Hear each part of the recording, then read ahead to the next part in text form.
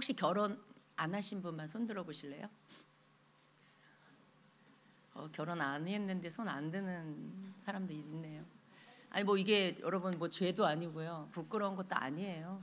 그냥 당당하세요. 뭐 안 할 수도 있죠, 여지껏. 이제 앞으로 할 수도 있는 거고, 뭐 못한다 해도 뭐 괜찮아요. 그게 뭐 죄는 아니에요, 여러분. 그게 여러분 이렇게 여러분 자존감을 떨어뜨리는 것이 아니기를 원합니다. 결혼할 수 있으면 하세요. 근데 할 수 있는 상황이 아니면 뭐 할 수 없어요. 못 할 수도 있는 거예요. 그걸 억지로 어떻게 하겠어요? 그런데 하나님의 뜻은 결혼하는 게, 하나님 결혼을 만드신 분도 하나님이시기 때문에 결혼하기를 원하는 마음은 있으셔야 돼요. 결혼 자체를 내가 하기 싫어하는 건 하나님의 뜻을 거스리는 거예요. 왜냐하면 결혼이라는 제도는 하나님이 만드셨고 가정은 하나님이 만드신 거기 때문에 그걸 우리가 따르는 게 하나님의 뜻을 따르는 거예요. 그래서 여러분 마음에서부터 결혼 자체를 내가 원하지 않는다, 이거는 조금 다른 거예요. 내가 하려고 하는데 안 된다. 이상하게 내 주변에 남자가 없다든가 여자가 없다든가 그럴 수 있어요. 그러니까 그거와는 다른 문제예요. 언제나 결혼하기를 원하는 마음은 여러분 있으시기 바랍니다. 여러분 제가 왜 갑자기 결혼에 대한 이야기를 할까요? 오늘 여러분하고 함께 나누려는 것이 결혼에 대한 이야기입니다. 결혼에 대한 말씀이에요. 성경에 결혼이라는 안경을 쓰고 성경을 보면요, 결혼에 대한 말씀이 굉장히 많이 나옵니다. 사실은 창세기 첫 번째 사람인 아담과 하와의 이 말씀도요, 사실은 첫 번째 결혼에 대한 말씀이에요. 하나님이 인간을 만드시고 그 두 사람, 남자와 여자를 만드시고 두 사람이 결혼하게 하신 거잖아요. 여기서부터 성경의 이야기는 시작이 되는 거예요. 그리고 또 믿음의 조상 아브라함의 그 세대로 가면 아브라함 다음 세대 이삭, 그 이삭과 리브가의 결혼에 대한 이야기가 또 나오죠. 뭐 또 야곱도 결혼에 대한 모든 것들이 또 나오고요. 성경에 보면은 결혼에 대한 말씀이 굉장히 많이 나오는 것을 우리가 볼 수 있어요. 여러분 룻기서도 뭐 그냥 무슨 말씀일까요? 제가 룻기서도 한번 여러분하고 나눌 건데요. 어쨌든 거기에 깊은 하나님의 계시의 말씀이 있는데요.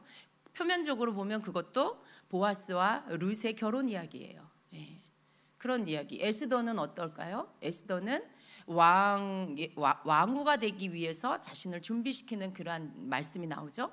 결국 그 왕과의 결혼이에요. 에스더와 왕과의, 아하수에로 왕인데 사실은 그것은 우리와 예수님과의 결혼을 예표하는 모습이죠. 그래서 왕과 결혼하는, 왕이신 예수님과 결혼을 앞둔 그 신부가 그 신부로 선택되기를 바라는 그 여인이 어떻게 자기를 단장하는지, 어떻게 자기를 왕후가 될 수 있는, 왕으로 간택될 수 있는 자로 자신을 준비시키는지에 대한 말씀인 거예요. 그러니까 결국 그것도 결혼에 대한 말씀이에요. 아가서는 뭐 말할 것도 없죠. 또 예수님이 공생의 기간 동안에 행하신 그 일들 중에 첫 번째 사역이 뭐였냐면 바로 가나 혼인잔치의 기적이에요. 혼인잔치, 그것도 결혼식이죠. 여러분 이렇게 보면은, 성경을 이렇게 보면 사실은 결혼에 대한 말씀이 굉장히 많이 나온다는 걸 알 수 있어요. 창세기에서부터 시작된 결혼 이야기는 계시록에 가서 어린 양의 혼인잔치의 말씀으로 끝납니다. 그리고 우리에게 주시는 마지막 때를 살고 있는 우리에게 주시는 이 마지막 때에 대한 계시, 그 비유 안에 어떤 말씀이 있어요? 열처녀의 비유가 나오죠. 그 배경이 어디예요? 혼인잔치에 들어갔나 못 들어가냐, 그거예요. 결혼 예식에 신랑이 한밤중에 오는데 거기에 들어가는 자가 있고 못 들어가는 자가 있다라는 그 말씀, 그 혼인잔치에 대한 말씀이죠. 성경을 보면 굉장히 많이 그 결혼에 대한 이야기가 나오고 있다는 것을 알 수 있습니다. 왜 이렇게 하나님은 하나님의 말씀 안에 이 결혼에 대한 말씀을 이렇게 많이 넣어두셨을까요? 사실은 우리가 그냥 이렇게 흘려서 봐서 그렇죠. 정말 이 결혼이란 관점으로 보면 결혼에 대한 말씀들이 너무나 많이 눈에 들어오는 거예요. 하나님께서 이 결혼에 대한 말씀을 성경에 넣어준 이유가 있어요. 결국 하나님이 이루시고자 하는 건 그 아들 예수 그리스도와 교회인 우리, 성도인 우리의 결혼 예식을 위해서 지금 하나님의 모든 구속사를 이루어 가시는 겁니다. 그렇게 말해도 틀리지 않아요. 이게 가장 요약해서 드리는, 성경을 가장 요약시켜서 드리는 말씀이죠. 결혼 어린 양의 혼인잔치에 그 단장된 신부로서 우리가 주님을 만나고 그 나라에서 결혼 예식을 이루기 위해서 결국 우리의 모든 삶을 이끌어 가시는 거죠. 근데 여러분, 모든 초점을 여기에 두고 보면은요, 하나님의 말씀들이 풀어지는 게 굉장히 많을 거예요. 그리고 또 마지막 때에 대한 이 비유의 열처녀의 비유 안에서도 그 속에 담겨져 있는 결혼 예식에 대한 어떤 모습들이 그 안에 있는데 그것은 하나의 예표예요. 근데 결혼에 대한 말씀은 다 예수님, 왕이신 예수님, 신랑 되신 예수님과 우리의 결혼에 대한 예표로 그 말씀들을 기록하고 있다는 것을 알 수 있어요.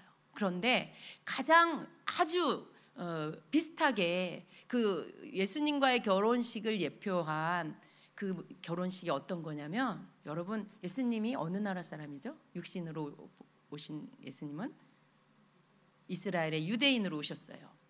그리고 하나님은 이 성경을 아브라함을 택하시고 그 아브라함의 후손인 아브라함과 이삭과 야곱에게 언약하시고, 그리고 그 언약대로 그 후손인 이스라엘을 택하셔서 하나님의 택한 민족으로 쓰십니다. 그리고 어떻게 보면 그래서 구약 성경은 이스라엘의 역사이기도 해요. 이 말은 하나님께서 모든 말씀의 초점을 이스라엘과 연관시켜 놓은 점들이 굉장히 많다라는 뜻이기도 해요. 그런 관점에서 결혼식도 유대인의 결혼식에 모티브를 가지고 와서 성경의 예수님과 우리의 결혼식을 그것을 모형으로다가 보여주고 있다는 것을 알 수 있어요. 그래서 오늘 제가 이 이스라엘 유대인의 결혼식을 함께 여러분과 같이 보면서 우리와 예수님과의 결혼식의 모습들을 함께 대입해서 여러분과 함께 보려고 합니다. 그래서 이 유대인의 결혼의 첫 번째 단계는요, 이제 유대인들은요 약혼을 먼저 합니다. 우리가 생각하는 약혼은요, 약혼한다 그러면 이 약혼은 좀 어때요?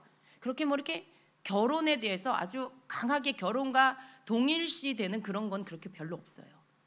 약혼하고 얼마든지 또 무슨 일이 있으면 깨질 수도 있고 그냥 그건 말로써 깨트릴 수도 있는 거고 뭐 그래요. 근데 이 이스라엘의 결혼은요, 이 약혼은 거의 결혼과 동일시돼요.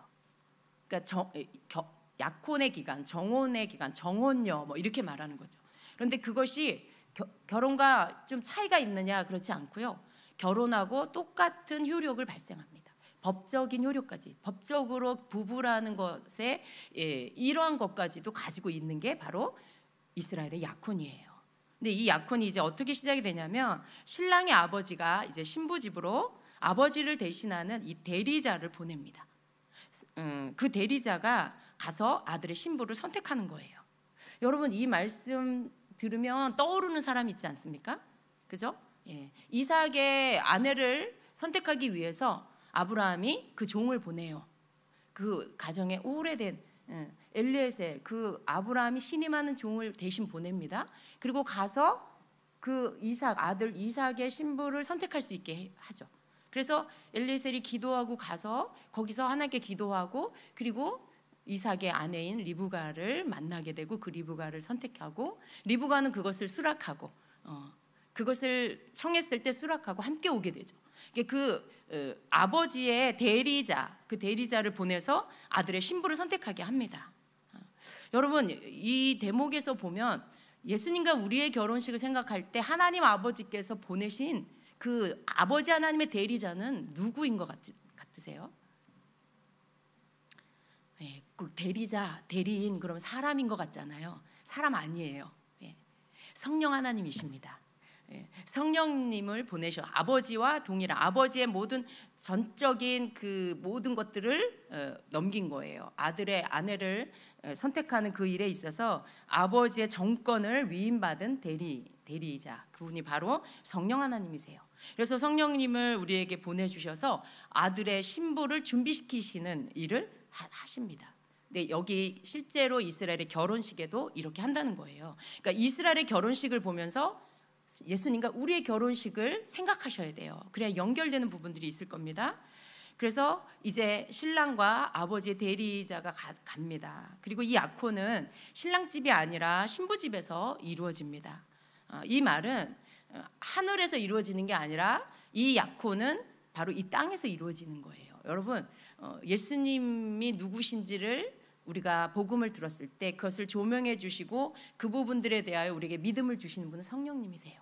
그리고 우리가 예수님을 영접하고 나면 어떻게 돼요? 성령께서 내가 하나님의 자녀가 됐다라는 것을 인쳐 주시죠. 그러니까 하나님의 자녀가 됐다는 건 곧 이후에 그리스도의 신부가 된다는 거와 이퀄이기도 하죠. 여러분, 우리 처음에 예수님 믿으면 자녀가 되죠. 영접하는 자, 그 이름 믿는 자, 하나님의 자녀가 되는 권세를 얻죠. 하나님의 자녀가 돼요. 근데 그 자녀로서 신앙생활을 하다 보면 우리는 여러 가지 하나님께 헌신하는 것들을 배우고 하나님 섬기는 법들을 배우고 교회를 섬기는 법들을 배우고 열심히 이것저것 일을 하게 되죠. 그 모습은 마치 하나님의 종 같은 모습이에요. 실제로 부름받은 종도 있지만 여러분, 성도 한 사람 한 사람도 여러분이 뭔가 섬김으로 인해 하나님의 종된 모습으로 삽니다.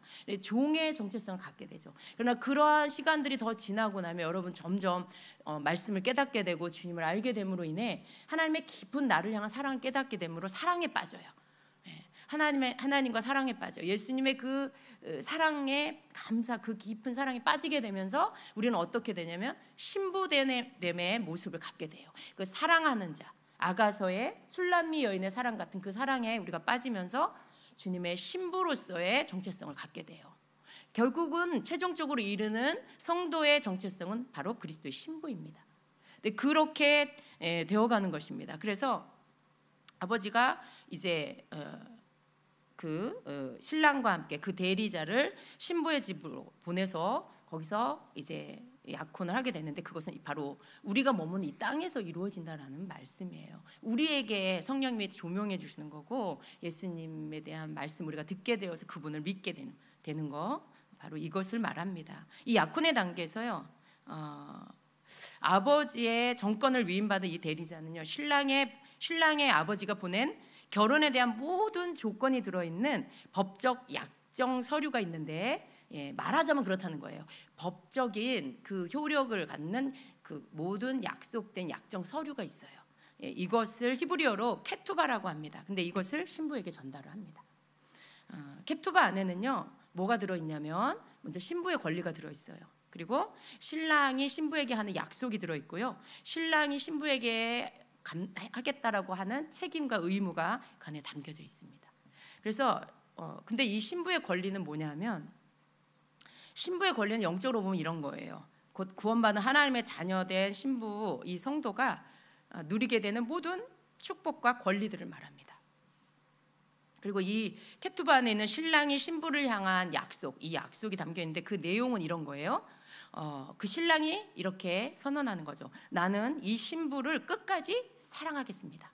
약속을 하는 거예요. 또 이 신부를 내가 돌보겠습니다. 또 신부에게 나 자신을 다 주어서 신부를 위해 헌신하겠습니다. 신부에 대한 모든 필요를 내가 공급하겠습니다. 너무 좋죠. 이러한 약속, 이 신랑의 책임과 의무에 대한 이 모든 약속이 바로 이 케투바 안에 들어있는 것입니다. 그 내용이에요. 근데 여러분, 또 이 유대인들이 결혼을 할 때는요, 신랑이 이 약혼식에서 이 신부의 값을 지불합니다. 여러분, 이 중동 지역에 보면은요, 그런 결혼 풍습이 있어요. 남자가 그 신랑이 신부를 데려올 때 그 신부의 값을 지불하고 데리고 와요. 그리고 신부는 지참금을 가지고 신랑 집으로 가죠. 네, 여기 이 이스라엘의 결혼에도 보면은 신랑이 신부의 몸값을 이 값을 지불하는 것들이 있는데요. 이것을 히브리어로 모하르라고 하는데 이것이 신부의 가격이라고 합니다. 근데 이거 신부를 위해 치르는 값이에요. 뭐 이렇게 값 주고 팔려가는 그런 게 아니라 이것은 그냥 이 결혼 풍습 안에 있는 거죠. 네, 이것이 곧 우리 영적으로 우리에게 대입을 하면 어떤 거예요? 예수님이 나를 위해, 우리를 위해 흘리신 보혈을 의미합니다. 예수님이 생명값을 주고 생명 그 값을 치르고 우리를 사신 것이죠. 이것을 의미하는 거예요. 근데 이 이스라엘의 결혼식 안에 그 결혼 풍습 안에 이것이 들어있다는 것이죠. 그러면 신부는 신랑을 위해서 지참금을 가져가게 되는데 이 지참금은 굉장히 신랑이 신부를 위해서 치른 이 값에 비하면 정말 아무것도 아닌 아주 작은 그런 어떤 지참금입니다. 굉장히 적은 부분이죠. 근데 이 지참금이 의미하는 건 뭐냐면, 여러분 우리가 예수님을 믿게 되면 예수님 나를 위해 생명 주셔서 나를 이제 사셨어. 죄에서 나를 건져 주셨어. 죄값을 치러 주셨어요. 그런데 그렇게 된 우리가 해야 하는 의무가 뭐예요? 우리가 예수님을 위해 생명 또 바칩니까? 그거 아니잖아요. 이게 이제 신부가 해야 할 그 지참금에 해당되는 게 뭐냐면, 내가 이제 신랑이신 신랑을 위해서 헌신하고 나를 구별하여서 예수님만 바라보기로 결단하는 신앙의 결단을 말합니다. 신랑이 치러진 값에 비하면 너무 작죠. 내가 이제 나를 구원해 주신 예수님을 위해서 살리라. 내가 예수님만 바라보고 살리라 하는 어떤 그 신앙의 결단된 모습, 이것을 말하는 거예요. 자, 이제 이 여자가 이 남자와 정혼을 하면 어떻게 되냐면, 이 여인은 이제 외출을 할 때 항상 베일을 써야 됩니다. 이게 자기 모습을 가리는 거예요. 왜냐하면 이제 나는 정혼한 여자입니다. 그리고 자기 개인적으로는 나는 이제 내 신랑 외에는 다른 남자를 보지 않겠습니다. 나는 이제 신랑만을 바라보고 세상의 어떤 유혹에도 내가 눈을 돌리지 않겠습니다 하는 뜻에서 베일을 쓴다라는 거죠. 여러분, 우리 믿는 자들, 예수님을 기다릴 우리와 많은 연관이 있죠. 우리가 예수님을 믿고 신랑 되신 예수님을 기다리는 동안에 우리는 나를 지켜야 돼요. 베일을 쓰는 이 유대인의 여인들, 이 신부처럼 우리는 베일을 쓰고 세상 유혹을 차단시켜야 하고, 세상의 다른 것들, 우리를 이렇게 예수님 아닌 다른 것으로 유혹하는 것들을 차단해야 한다는 것이죠. 신부인 우리에게 보내신 이 하나님 아버지의, 아까 케투바를 보낸다고 했죠. 모든 결혼에 대한 약속들, 그 규정들, 그런 것들, 그것을 케투바라고 했는데, 이 아버지가 보내는 이 케투바, 하나님 아버지가 신부인 우리에게 보내는 이 케투바는 뭘까요, 여러분? 성경 말씀, 맞아요. 성경 말씀이에요. 우리에게 주신 바로 성경 말씀이 신랑의 아버지인 하나님께서 신부인 우리에게 보내주시는 케투바입니다. 자, 약혼식의 다음 단계는요, 신부에게 제시된 이 케투바의 모든 조건을 이제 읽고 보고 내가 이걸 받아들일 것인지 아니면 거절할 것인지를 신부가 결정하는 단계예요. 근데 이때 신부가 만약에 이것을 받아들인다면 취하는 행동이 있어요. 그건 뭐냐면 바로 포도주 잔을 마시는 것으로 표를 합니다. 그리고 이 포도주 잔을 마신다라는 것에 여러분 생각나는 게 뭐가 있어요? 예수님의 보혈이에요. 이것이 바로 우리를 위해 흘리신 예수님의 보혈을 의미합니다. 우리가 예수님을 영접하고 예수님을 받아들이는 것이 신부가 포도주 잔을 마시는 것의 영적인 의미인 것이죠. 자, 신부가 이 잔을 마시는 순간에 바로 혼인의 이 정혼의 언약이 체결이 됩니다. 그렇죠, 여러분? 우리가 예수님의 보혈로 인하여 하나님의 것, 예수님의 것이 되는 그 체결이 되는 거예요. 그죠? 예수님의 보혈 없으면 아무것도 성사될 수 없어요. 예수님의 보혈이 아니고서는 어느 누구도 하나님께로 갈 수 없어요. 예수님과 관계, 예수님과의 신랑 신부 관계 절대 될 수 없죠. 오직 예수님의 보혈로 우리는 예수님과 연결됩니다. 하나님과 연결됩니다. 자, 이렇게 해서 이 신부가 포도주잔을 마심으로 난 이것을 받아들이겠습니다 라고 하는 그 표로 포도주잔을 마시고, 이렇게 해서 혼인의 이 언약이 체결이 됩니다. 이제 결혼 약속이 체결이 되면은요, 결혼 전에 신랑이 신부에게 주기로 한 신부의 값을 다 지불하게 되는데, 그게 매우 큰 금액이라는 거예요. 그러니까 결혼식은 아직 안 했어요. 지금 어떻게 보면 약혼을 한 거죠. 근데 이 약혼의 이 계약이, 혼인 계약이 체결이 되면 그때 미리 신랑은 신부를 위해 신부의 값을, 그 큰 금액인데 그것을 치러주는 거예요. 그 후에 신랑과 신부 양측이 함께 그 아버지가 보낸 그 케투바, 신랑의 아버지가 보낸 그 케투바의 언약서에 사인을 합니다. 여러분, 이런 거 행동 하나하나가 우리가 예수님과의 관계에서 내가 신앙을 고백하고 예수님 나에게 나의 구주라고 고백하고 이런 모든 것과 연관되지 않습니까? 내가 예수님의 그 십자가를 흘리신 보혈, 나를 위해 흘리신 그 피를 믿고 마치 그것을 마시는 것처럼 이런 거 하나하나의 행동이 내가 예수님과의 그 만남, 그리고 그 예수님과의 관계 안에 지속되어지는 모든 삶, 이것과 굉장히 연결되어 있다는 걸 우리가 알 수 있죠. 그리고 이제 이 사인을 하고 나서 외치는 소리가 있어요. 그게 뭔 줄 아세요, 여러분? 그게 다 이루었다라고 외친다고 합니다. 다 이루었다. 놀랍지 않습니까?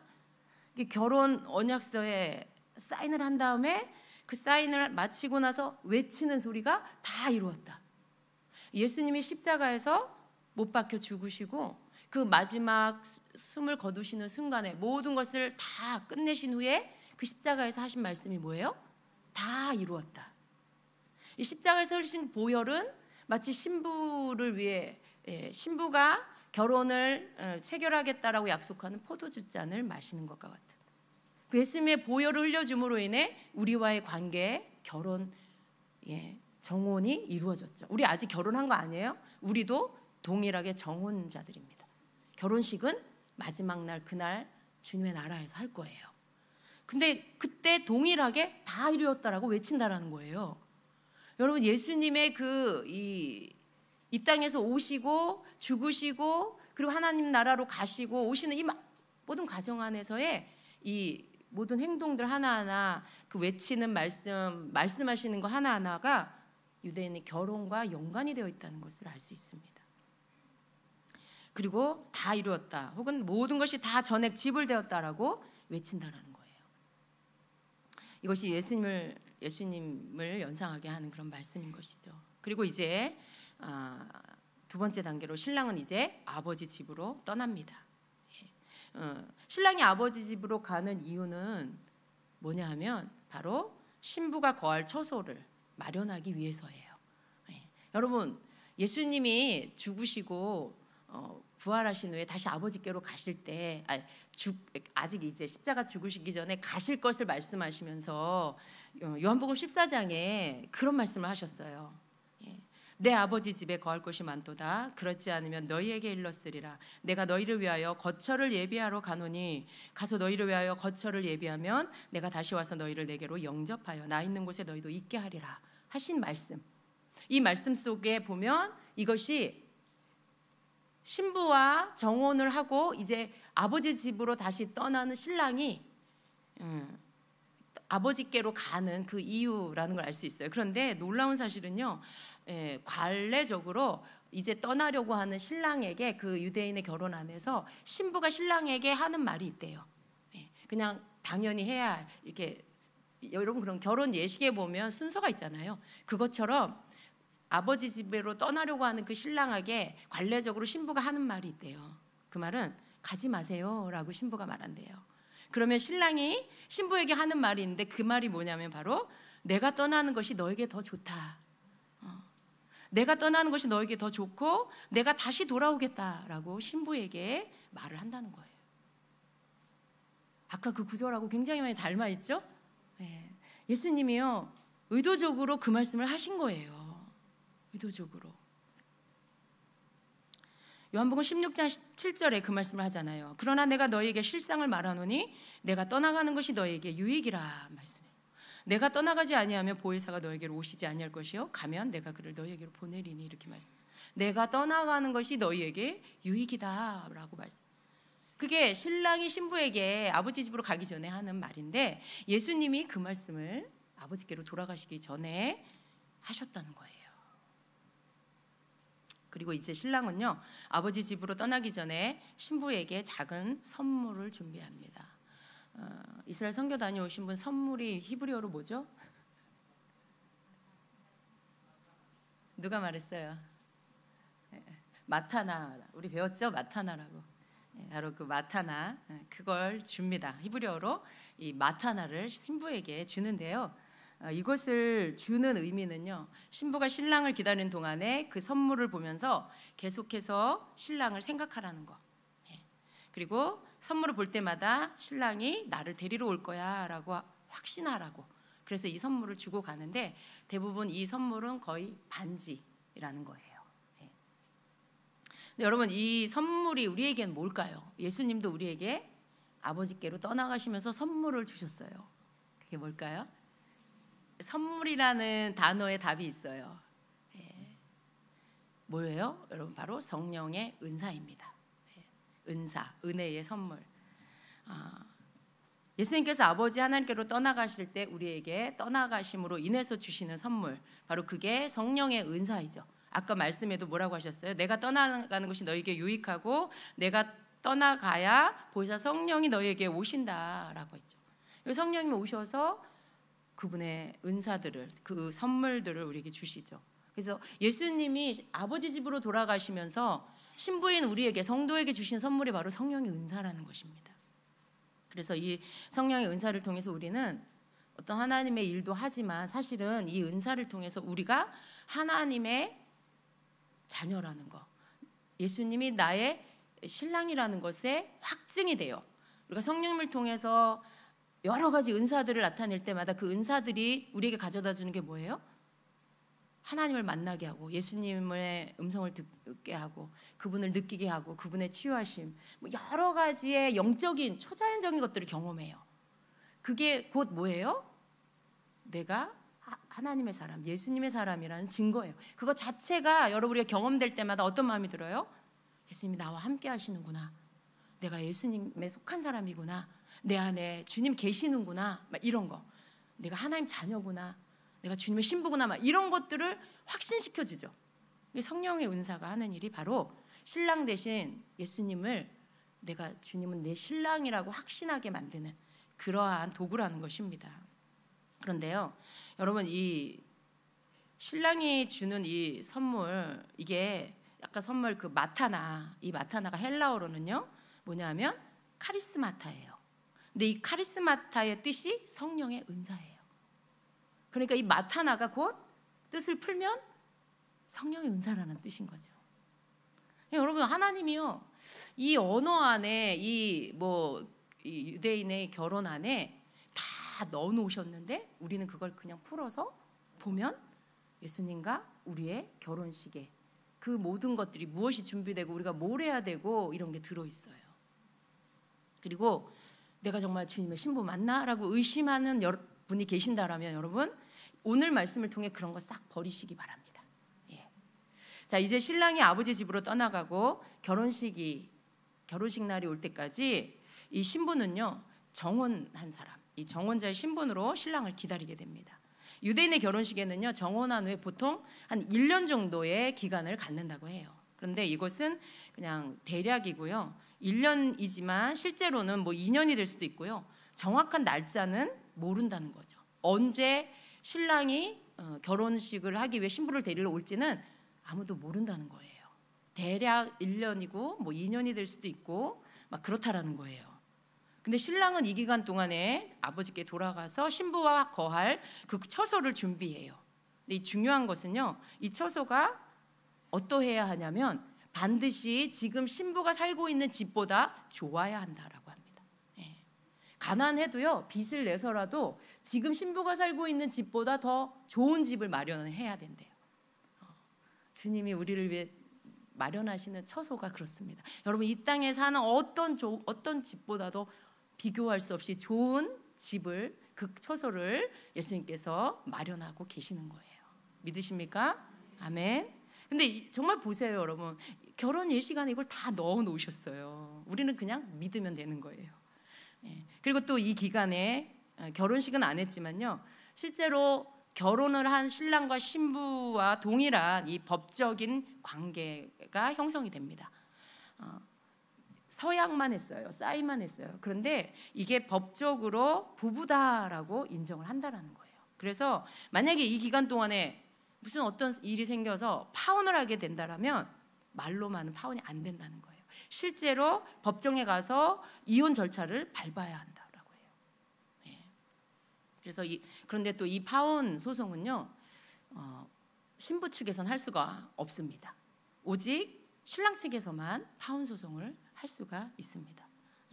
근데 여러분 생각해 보세요. 예수님이 먼저 여러분과의 관계를 파혼하실까요? 그런 분이 아니에요. 우리 예수님은, 우리 하나님 그런 분이 아니에요. 절대 하나님 쪽에서 파혼하지 않으세요. 누가 파혼하는 거예요? 사람 쪽에서, 인간 쪽에서. 하나님 버리고 떠나고 배도하고 하나님 아닌 다른 거 쫓아가고 믿고 그렇게 되는 거죠. 근데 이 파혼 소송을 신부 쪽에서는 못 해요. 오직 신랑 쪽에서만 할 수가 있습니다. 네, 하나님은 그렇게 하시는 분이 아니라는 거죠. 근데 만약에 이 기간에 정혼녀가 간음을 했다라고 하면 어떻게 하냐면 그 여인을 돌로 쳐서 죽이게 되어 있습니다. 굉장히 무서운 법이죠. 그러니까 정혼을 했는데 자기 신랑 아닌 다른 사람과의 뭐 관계에 이렇게 간음이 됐다. 그러면 신랑 쪽에서 파혼을 하기 전에 그냥 그 여인은 그 유대법으로 돌로 쳐서 죽이게 되어 있습니다. 굉장히 무섭죠? 하나님을 버리고 떠나면요 멸망이에요, 여러분. 다른 길은 없어요. 예수 그리스도를 떠나서 다른 신을 믿던가 다른 길로 가버리면요 그는 그냥 죽음의 길로 가는 거예요. 굉장히 무서운 거예요. 근데 이것이 결혼 제도 안에 들어있다는 거예요. 결혼식은 안 했지만 결혼한 여자와 똑같은 형벌을 받게 된다는 것입니다. 또 이 기간은요 신랑도 그렇고 신부도 그렇고 자기 자신을 성별시키는 그런 기간입니다. 그래서 세상으로부터 자신을 구별시키는 그런 기간이고요. 신부는 계속해서 신랑이 자신을 데리러 올 것이라는 것을 의식하면서 살아가야 합니다. 여러분이에요, 여러분. 우리예요. 계속해서 신랑이신 주님이 나를 데리러 올 거라는 것을 의식하면서 살아야 하는 기간이 지금이에요. 지금 이 기간, 예수님 다시 올 때까지 내가 예수님을 믿고 그분을 내가 영접하고 믿고 난 이후로부터 예수님 다시 오실 때까지 성도는요 신랑이신 예수님이 나를 데리러 올 거라는 것을 의식하고 살아야 한다는 것이죠. 그리고 또 신랑이 오는 날이 정해져 있지가 않잖아요. 그래서 신랑이 언제 올지 모른다는 이 긴박한 마음, 그것을 가지고 살아야 한다는 것입니다. 실제로 그 결혼에서 그렇다는 거예요. 그런데 이 영적 의미도 동일하다는 거 이런 거 기억하시기 바랍니다. 신랑이 내일이라도 올 수 있는 거예요. 오늘 밤에라도 올 수 있는 거예요. 근데 그런 마음으로 살아야 된다는 것입니다, 이 신부는. 그리고 또 이 신부는요 이 기간 동안에 자신의 예복을 준비해야 합니다. 성도도 그렇죠. 성도도 마찬가지예요. 이 결혼 시간에서 볼 수 있는 거 똑같아요. 성도도 예수님이 다시 오실 날을 기다리면서 자신의 영적 예복을 준비해야 되는 거죠. 여러분 그 어린양의 혼인잔치에서 입는 그 신부의 옷이 예복이 그게 뭐라 그랬어요? 성도의 옳은 행실이라 그랬죠. 그러니까 그 행실로 옷이 만들어진 거예요. 내가 어떤 행실을 하면서 이 땅에 신랑을 기다리며 산 그 성도의 삶, 그 행실로 옷이 만들어진 거예요. 근데 그 행실이 정결하고 성결하지 않으면 어떨까요? 막 구멍이 나 있고 막 여기에 올이 빠져 있고 찢어져 있고 막 더러워져 있고 그러겠죠? 그걸 말하는 거예요. 그러니까 그 예복을 만드는 기간이 결혼식 날이 아니고요. 이 땅에서 신랑을 기다리는 동안에 그 예복을 만드는 거. 그건 곧 내가 어떤 행실로 삶을 사느냐에 따라 그 예복이 만들어진다라는 것이죠. 그래서 정결한 삶, 선한 행실 이러한 것으로 자신의 예복을 준비해야 한다는 것입니다. 근데 실제로 신부가 이 기간 동안에 자기가 입을 예복을 준비하게 된다고 합니다. 그리고 또 이 신부는요, 그 매일 잠자리에 머리맡에다가 이 램프와 베일을 준비해 놓고 자야 합니다.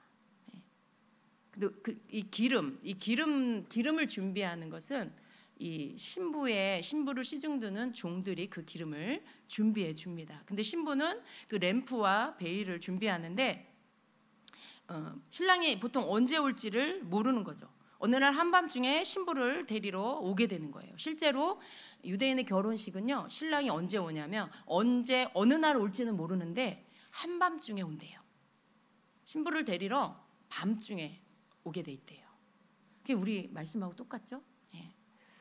그래서 신부를 데리러 오는데 한밤중에 오기 때문에 밤중에 그때는 이렇게 우리 지금처럼 전기가 있고 그런 게 아니었잖아요. 그러니까 항상 램프를 준비해 두고 한밤중에 신랑이 온다 하는 소리가 들리면 램프에 불을 켜고 그리고 신랑을 맞으러 나가야 되는 거죠. 그래서 머리맡에 어느 밤에 오실지 모르는 그 신랑을 기다리면서 항상 머리맡에 램프를 준비하고 그리고 항상 베일을 자기 겉에 둬서 항상 나갈 때는 베일로 자기를 가리고 이렇게 나갔다는 것입니다. 신부는 그렇게 해야 하는 것이죠. 근데 신부는 이 기간 동안에 또 하는 게 있는데요. 바로 정결탕, 미크베라고 하는데요. 우리 전에 이스라엘 갔을 때 왜 어떤 마을에 가면 이렇게 밑에 이렇게 움푹 패여가지고 사각형 모양의 그걸 정결탕이라고 하는데 계단이 양쪽으로 이렇게 나 있어요. 이렇게 들어가는 계단 그리고 거기에는 지금 말하면 세례탕 같은 거죠. 자기를 정결케 하는 거예요. 이게 세례의 그 시작이 사실은 이 결혼식, 이 유대인들의 결혼식에 신랑 신부가 자기를 정결하게 하는 여기서부터 그 개념이 시작이 됐다고 합니다. 사실은 세례는 세례 요한 이 신약 시대에 와서 세례라는 명칭으로 되어 있지만 사실 이 개념에 이 신부나 신랑이 정결탕에 들어가서 자신을 씻고 다시 이쪽 같은 계단으로 나가지 않고요. 다른 계단으로 반대편 계단으로 이렇게 나오게 돼 있는데 그게 의미하는 게 뭐냐면 내가 이제 이전의 모든 삶을 청산하고 더 이상 그 사람으로 살지 않고 내가 이제는 내 모든 것들을 씻고 다시 새 사람으로 신랑의 사람으로 산다라는 것을 의미하는 그 의식을 정결탕에서 치른다라는 거예요. 근데 이걸 신부만 하는 게 아니라 또 신랑도 하는데 사실은 우리의 신랑 예수님은 죄가 없으시잖아요. 그런데 이 땅에 오셔서 이 과정을 거치셨어요. 세례 요한에게 세례를 받으셨죠. 물에 들어갔다 나오시는 이것을 한 거예요. 그걸 한 이유가 뭘까요? 예수님 사실 하실 필요 없는데도 하신 이유는 유대인들을 일깨우기 위해서.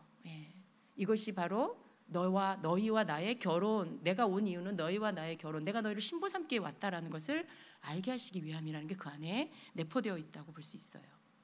그래서 이렇게 이 기간 동안에 또 정결 예식도 합니다.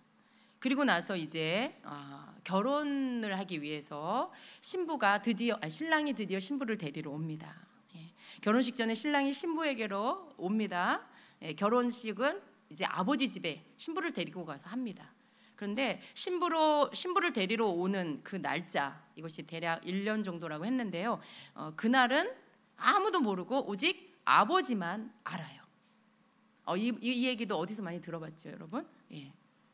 오직 아버지만 압니다. 근데 이제 한 1년쯤 이렇게 가까이 되면 신랑의 주변 친구들이나 지인들이 신랑에게 이런 말을 하는 거예요. 너 이제 신부 드리러 가야 되지 않아? 라고 한다는 거죠. 언제 갈 거야? 막 이런 얘기를 한다고 해요. 그렇게 신랑에게 묻는데요. 그럼 신랑이 그때 그 사람들에게 하는 말이 있어요. 그 말이 뭐냐면 그날은 종들도 모르고 아들도 모르고 오직 아버지만 아셔 라고 대답을 하게 돼 있대요. 근데 이 말씀이 여러분 마태복음 24장 36절에 나오죠.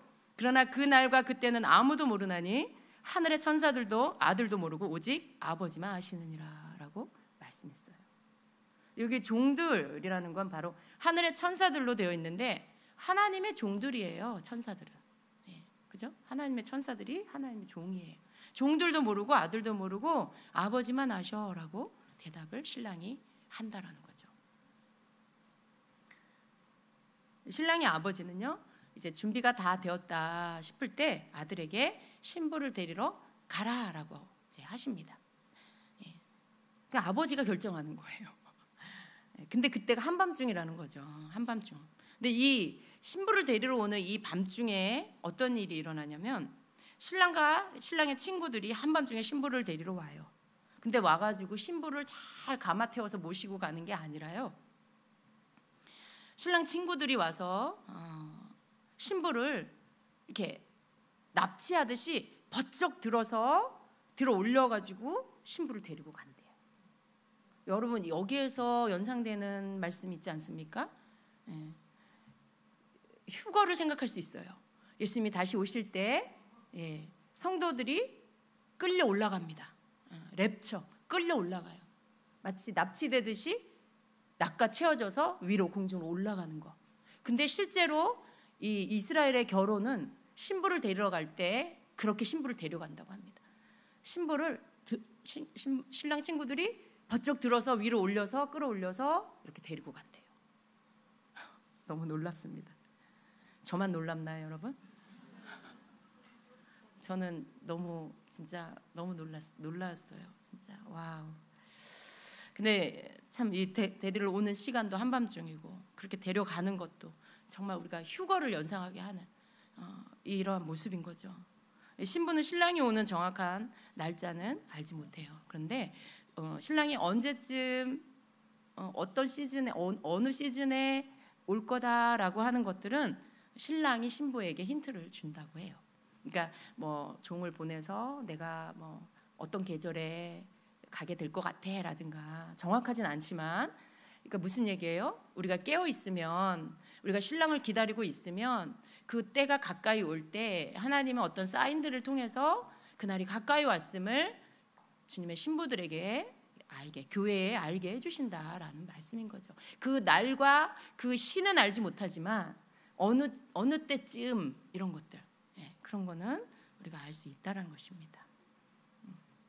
여러분 오해하지 마세요. 제가 어느 날 어느 시간이라고 말하지 않았어요. 자, 신랑이 신부를 데리러 올 때, 그리고 또 이 신랑의 친구들이 외치는 소리가 있습니다.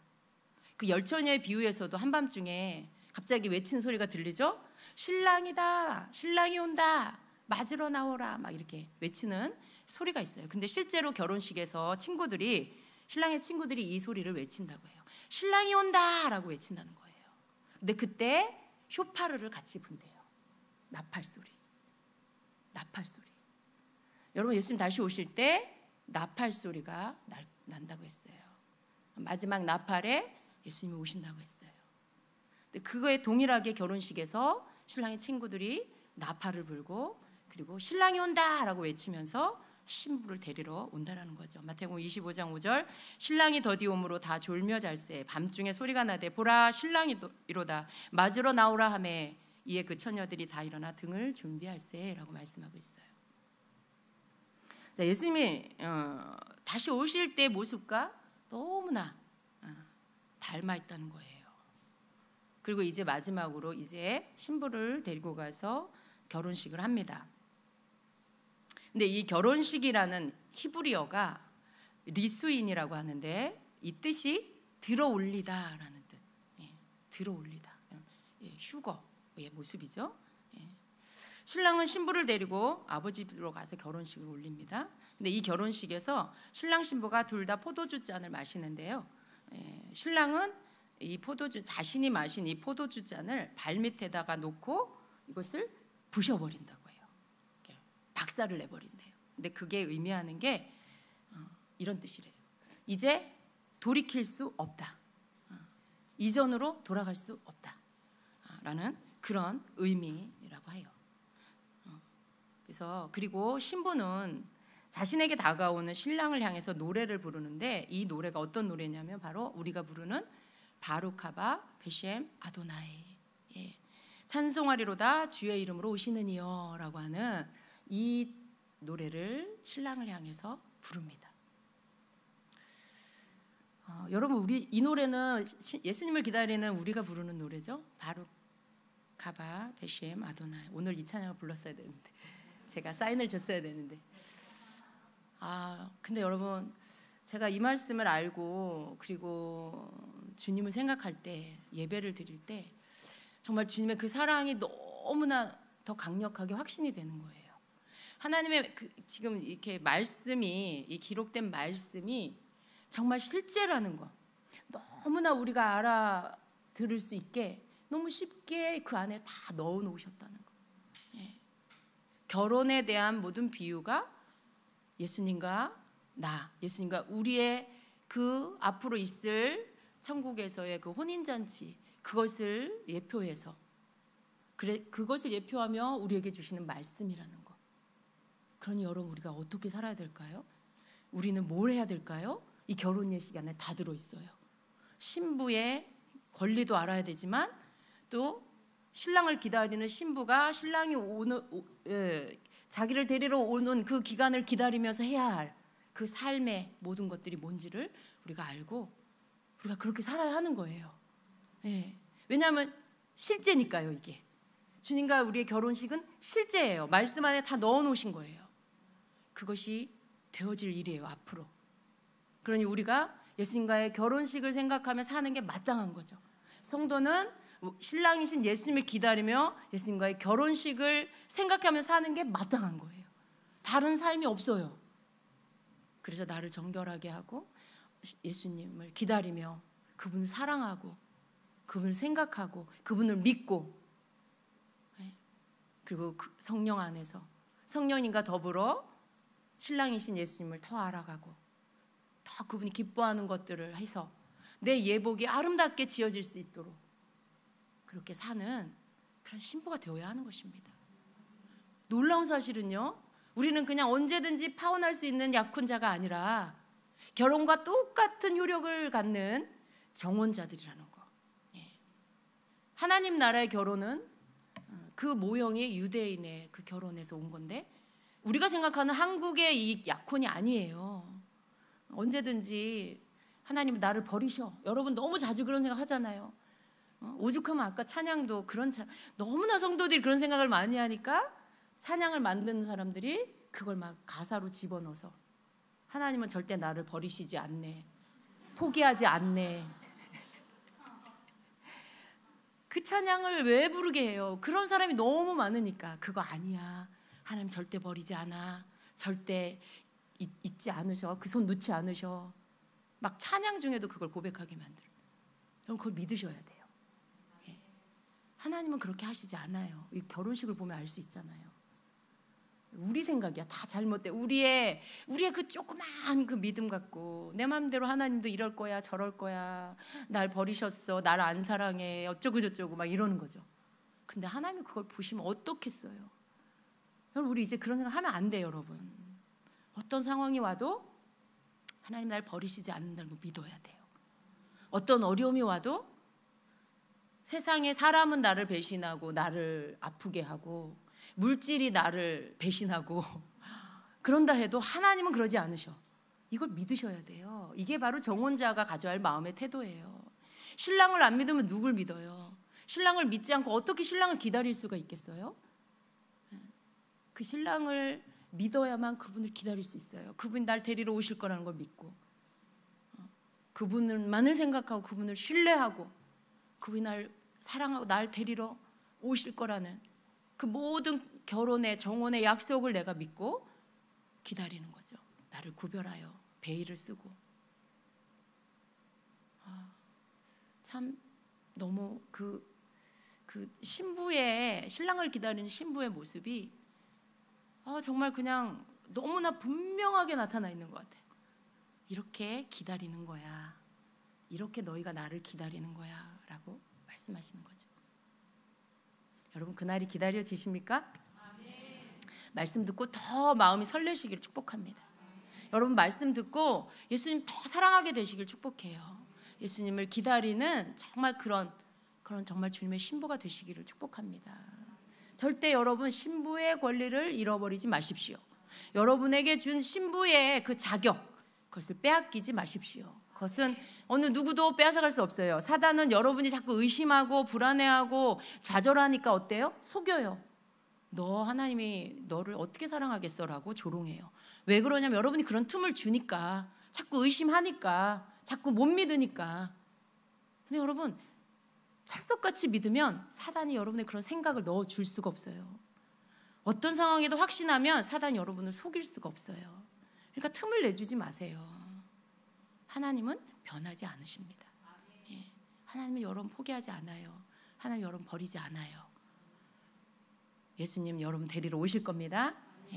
우리가 정말 신랑을 맞이할 줄 아는, 할 수 있는 그런 정말 정결한 신부로 내 삶을 잘 정말 주님이 기뻐하시는 그러한 삶을 살아서 주님이 다시 오신 그날에 정말 기쁨으로 신랑을 맞고 그분과 함께 결혼 예식에 들어가는 저와 여러분 되기를 예수님의 이름으로 축원합니다. 아멘.